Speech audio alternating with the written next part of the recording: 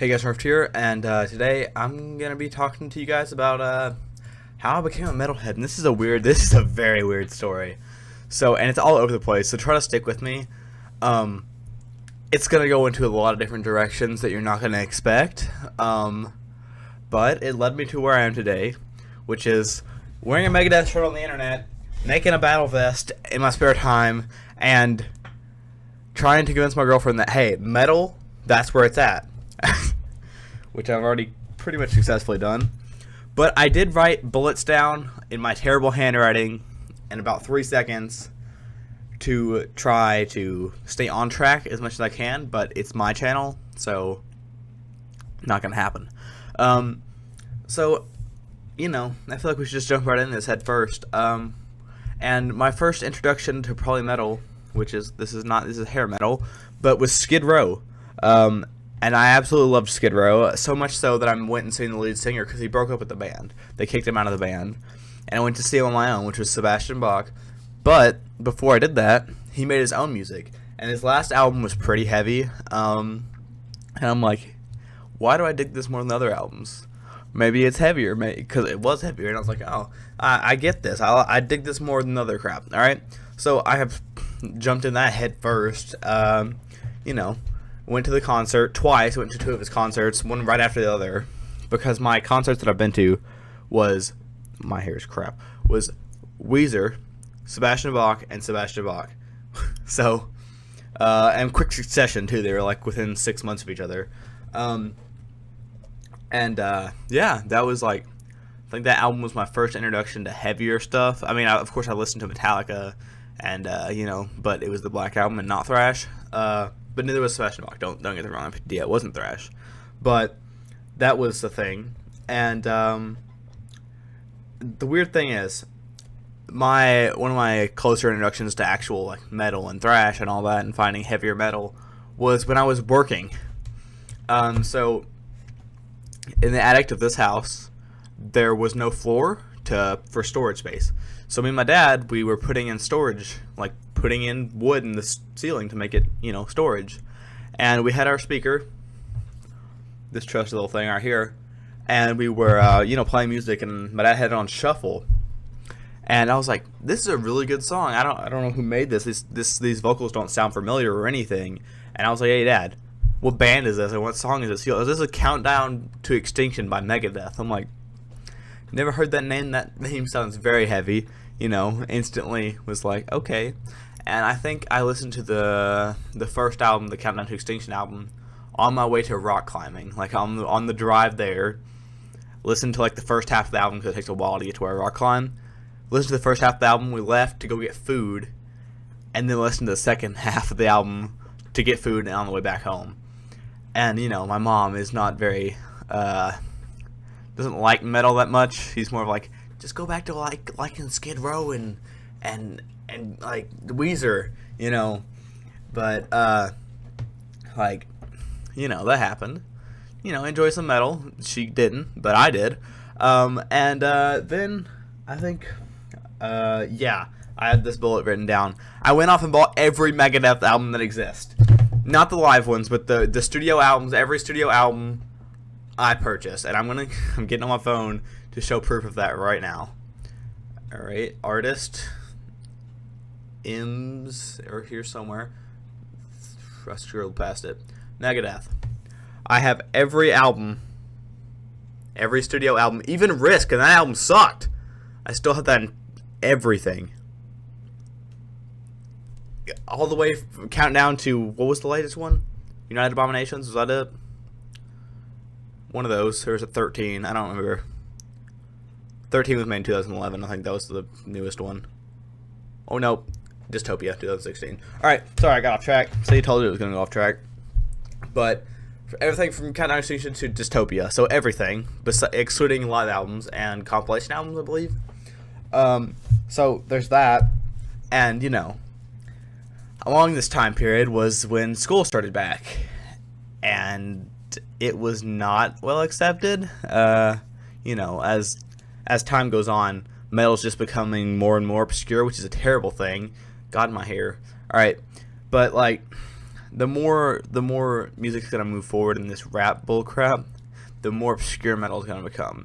So not only people are gonna be like, dude, you're not gonna hear Slayer in the hallways or anything. You're gonna hear what's a rap? I don't even listen to rap. I don't know any songs. I don't know any new songs. All right, I'm getting stuffy because it's hot in this room, and the AC barely works in this room. All right. Oh yeah, downloading Spotify was a giant step, surprisingly. Spotify.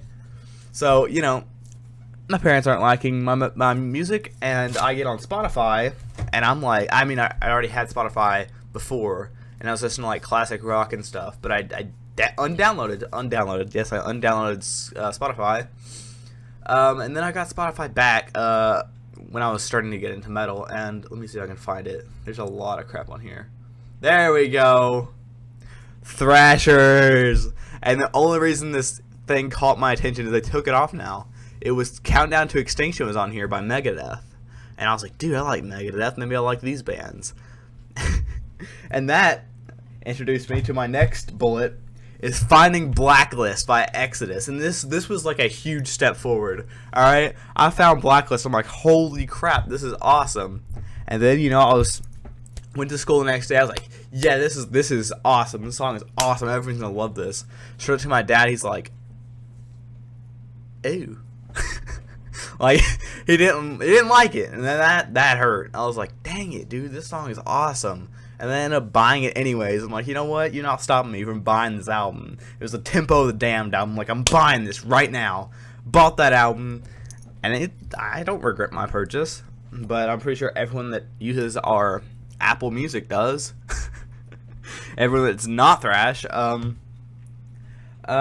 next bullet is through that same playlist on Spotify was finding a ton of thrash bands, and I have examples written down. I have Testament, Exodus, Slayer, and Anthrax. I mean, that's the pretty big ones right there. I mean, I bought so much Testament already. I have a lot of Exodus. Don't have any Slayer or Anthrax because my parents are like, we don't like that kind of music around here. But I live in the middle of nowhere, so 90% of the people around us either this is the three cliques at our school. You got the obscure ones, which is us, me and my friends that like metal. Then you got the big bubbies that like country, and then you got the kids that think they're hard and listen to rap. So, you know, there's that. So we gotta deal with that crap. And the thing is, in schools now, if you play metal, you're instantly a school shooter. Like, that's what it is. It's like, what? You listen to MCR? What are you talking about? You literally listen to music that tells you to kill people. Like, that's not MCR, but I know there is songs that people listen to at our school, and they think it's so bomb they play it over their speakers in the gymnasium, so everyone can hear what kind of trash they're listening to. I'm just like, this is why I bring earbuds, so I don't have to listen to this garbage. But yeah, you know, that was I think going to school and surrounding myself with people that are like, you know, Slayer and everything else. It's like, yeah, okay, I'll surround myself with these people. It doesn't bother me. They're not gonna talk crap about kind of music. They're probably gonna enjoy it and scream Slayer with me when we're running late to class, which I have done before. Just down the hallway screaming Slayer because don't know what I'm doing and trying to get to class on time. And I think that's pretty much we've caught up to date with me right now. I mean, everyone has to try to find their taste in metal, because a lot of people don't like thrash. They prefer death metal or deathcore or grindcore or something like that. I got so lucky just finding thrash right off the bat and being like, dude, this is bomb. And I mean, I don't dislike other kinds of metal. Like, don't get me wrong, I still listen to classic rock sometimes, and I'll listen to anything calm sometimes. But more or less, I'm thrash all the way. Like, I can listen to some deathcore and, you know, stuff like that, but I'm not just gonna be like, I mean, I love heavy metal and thrash, like, that's the mains, but I'll listen to your classic rock, and I'll probably enjoy it, but not as much as I'll enjoy streaming Exodus and listen to the Toxic Waltz anytime. So yeah, I mean, a lot of people nowadays, you know, don't like metal, but that's fine with me. They can just fight me. I'm not going to surround myself with people that are going to trash talk what I'm into. So whatever. But yeah, I think I about touched on everything that led me to becoming a metalhead and where I am now. I mean, I don't know how much more metal you can get. I'm buying a bullet vest and putting together a battle vest. So, did I say a bullet vest? I meant a bullet belt. Jesus. And putting together a battle vest, which it's not going to be a vest, it's going to be a jacket because it's cold where I live and I'm not freezing to death for the sakes of thrash.